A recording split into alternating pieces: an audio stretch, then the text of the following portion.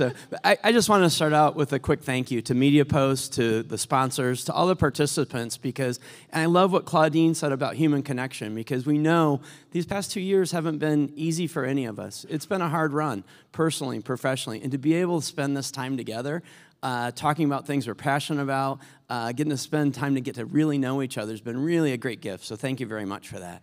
So I think one of the things Christian mentioned in his presentation was what goes in the shopper's basket. I know there's a few folks in the room who know a thing or two about what goes in the shopper's basket.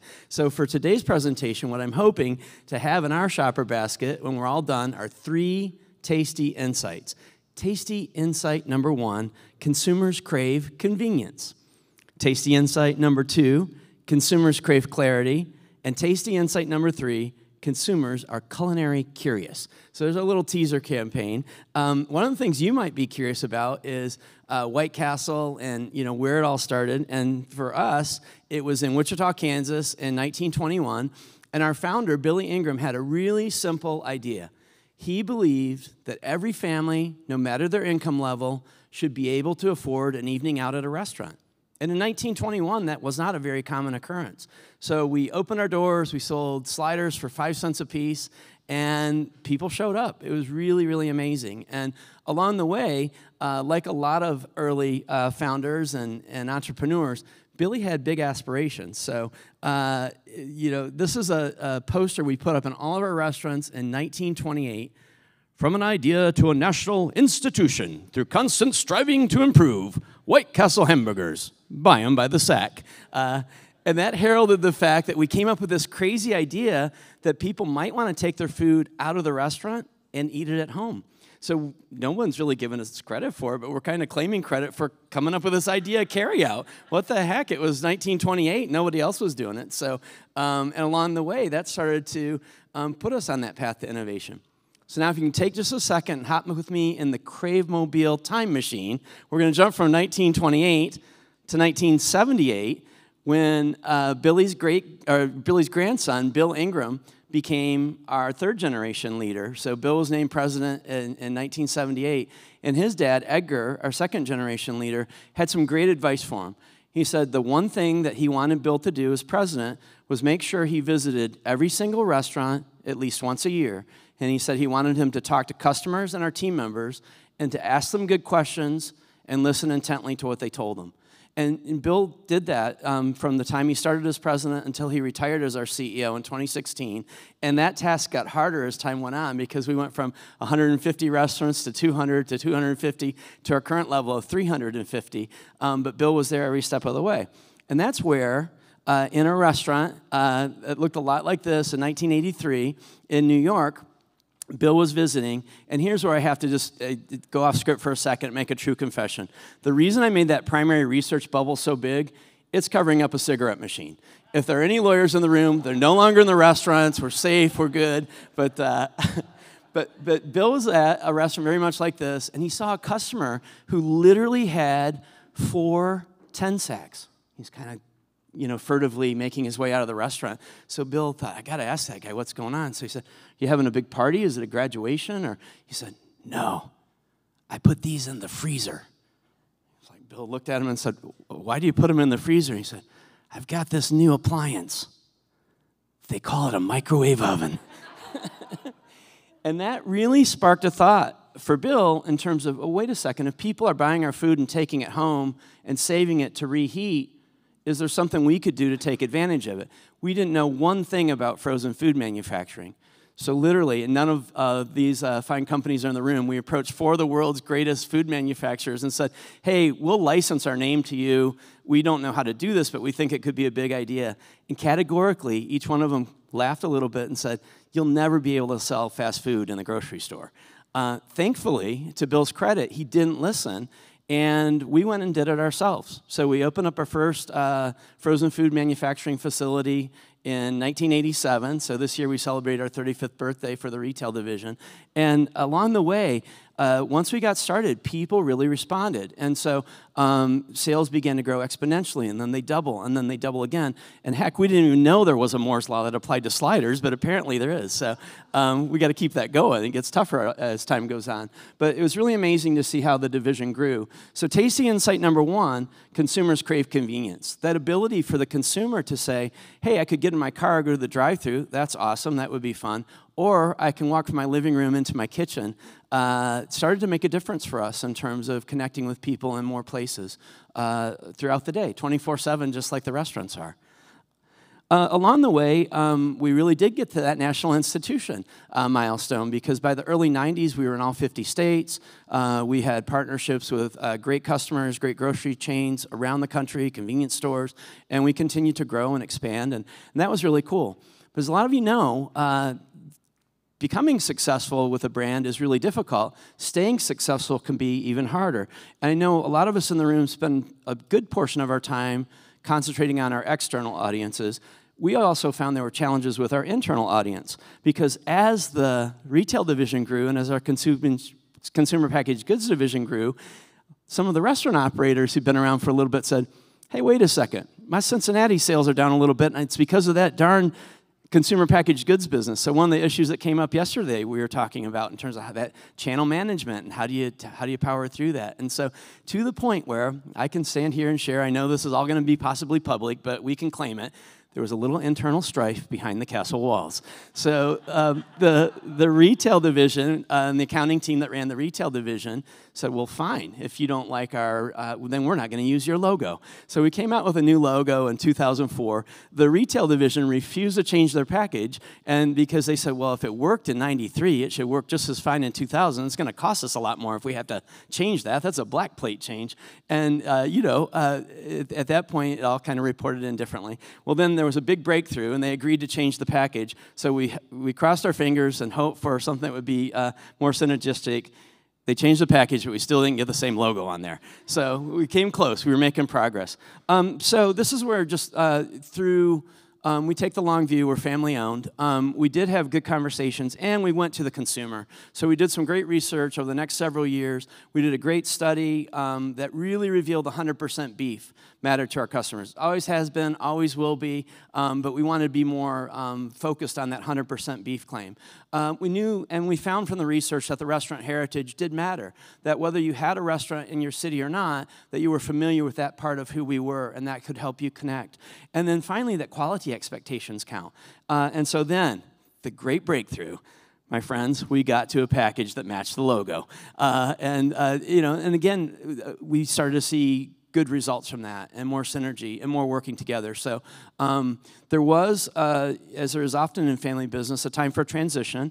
And so we were able to move as growth kept going. Bill, before he retired, did a great thing.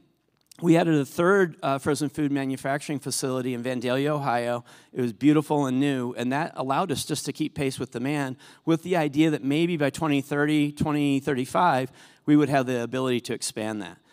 So Bill decided to retire and turned over the reins to his daughter, Lisa, our slider queen. She's our fourth-generation leader. There are 10 fourth-generation family members who work in the business in different roles, but Lisa really had a great reverence for all that her dad had done, but also understood that maybe we could do even more if we were more consumer-centric. So at that point, things changed a little bit, and then the marketing all became one team rather than a bunch of different teams running around a small building. So that helped us really start to look to the future in terms of where we could go. And Lisa gave us a challenge and said, hey, the package is great. We got to update this thing more than once every 5 to 10 years. Let's take a look at it and see if we can't take it up a notch. And that's where what I'm about to share unleashed a huge discovery for us. We came up with some new concepts. You'll see on top of the screen the proposed look versus what was then the current look. And, we made the slider bigger. We got a fun call out there in terms of easy to heat, fun to eat, and just called it sliders. We didn't even worry about saying if it was a hamburger or not. Of course it's a hamburger. That's what the slider is. And then we did a bunch of great research. And what we found is that idea of convenience really was something that mattered to people, that we were communicating that well, and we're communicating even a bit better with the new package. And then we were sailing along, and then when it came to a lot of the other things we wanted to have stand out, the new package was significantly better. And then on these variables that we know are so important, day in and day out, if you can't be found on the shelf, if you're camouflaged, nobody's going to buy you. So, and the big context clue I need to share about this was all happening in mid to late 2019. So we didn't have a crystal ball. We didn't know how timely the work we were doing in this moment would turn out to be. But so we had all indications were go, and we really felt pretty good about it. There was one thing that gave us pause, because that whole idea that the taste that you get out of the microwave would be equal to the restaurant still wasn't coming through in a way that we hoped it would. And we struggled with that, because that's the first thing people told us in our focus groups and in our research is, yeah, it's good, it's not the same. And we wanted to get beyond it's not the same to that's craveable, that's awesome. And so we pressed pause, and we realized something dramatically wrong that we've been doing wrong for decades. We never revisited the reheating instructions from 1992. And so we have a White Castle chef. He primarily spends his time working on a lot of great restaurant things, but we enlisted Chef Philip to look at the reheating instructions. And I know on this part of it, it was just as simple as let it thaw in the fridge, use some paper towel, and Ricky from Georgia Pacific will talk later about cross-promotion, but there are ways to connect all that together. And so we were able to get that onto the package and make that adjustment just in time before we were about to press print, and it led us to the new look, which we were able to share. And this was happening truly, these were starting this is the first line running right before we got into COVID. So tasty insight number 3, consumers are culinary curious. That the time people are willing to spend on taste is more than we give them credit for. Keep it easy, keep it fun, but along the way, they'll really follow you through. So these are the White Castle Bloody Marys for those who had too many of the spicy mules, watermelon mules, we got you covered. But that to us was a huge insight. And then, as it turns out, the new packaging was hitting shelves right at the time during lockdown and pandemic, where for the first time, so many more people were trying our sandwiches for the first time. And they had the benefit of revised and renewed reheating instructions. So it was a happy coincidence and a difficult and tough time. But as a result, what we found is, and we'll talk later, I know in the roundtable, one of the topics is loyalty and what happens to loyalty in tough times like this, because price became a bigger deal during pandemic and everything else. We were really fortunate because what we found from some numerator research is that 90% of our consumers were saying that they were going to buy us the same level or more frequently as time goes on. And we attribute a lot of that to the experience of the taste being what they hoped it would be. So we've been fortunate in that regard. That is literally the first package. That's why there's a glove there getting it in position. That is the first of the new packages to roll off the line. And we're able to have the whole line now everywhere. It's a beautiful brand billboard and inviting to consumers, and we're having a lot of fun with it. So it's a whole new world at the castle. Along the way, that Vandalia plant that Bill Ingram pushed for and got done before he retired, we're literally doubling the size of it, and it's going to be from 75,000 square feet to 150,000 square feet, because right now the biggest challenge is keeping up capacity-wise. Now, I want to share something. I know this is potentially public, but we're a pretty good group of friends after the past day and a half, 2 days. And there's something special we do before every groundbreaking of a new White Castle, before every plant expansion or whatever it is that we feel is our good luck charm. We I missed the slide. We got the Progressive Grocer 2020 Category Captain Award. That's kind of important. Slid that one in. I was jumping right to the big finale.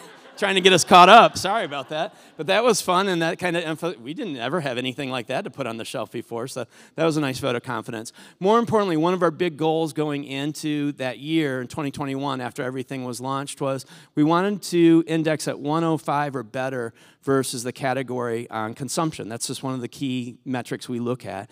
And in fact, where we ended up is we indexed the categories at 4.4. We ended up at 7.5, so we indexed at 170. So by the measures that matter to us, it feels like we're getting the right response. We have to keep nourishing that. Now, I did that long lead-in on that slide that I missed. But anyhow, here's the secret, my friends.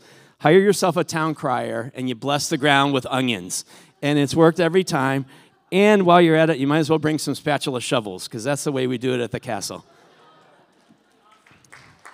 Thank you, and long live sliders.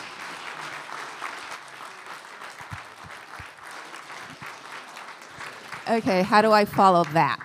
Okay. Any questions?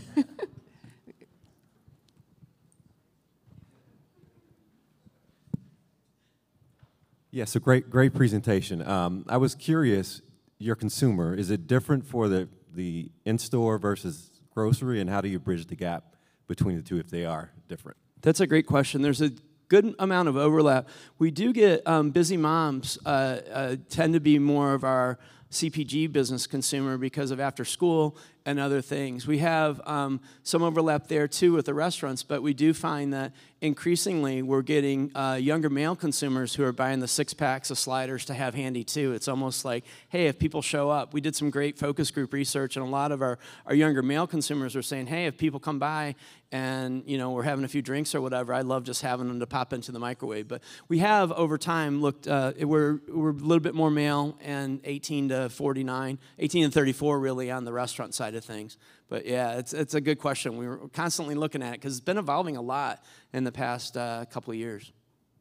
I'm curious, with all the evolution and everything you guys are doing and how you make the changes, how do you fit that into, like, is it right away promoted throughout the media mix, or is you just focusing on social and getting feedback? Like, how are you, incorporating that as you keep moving forward?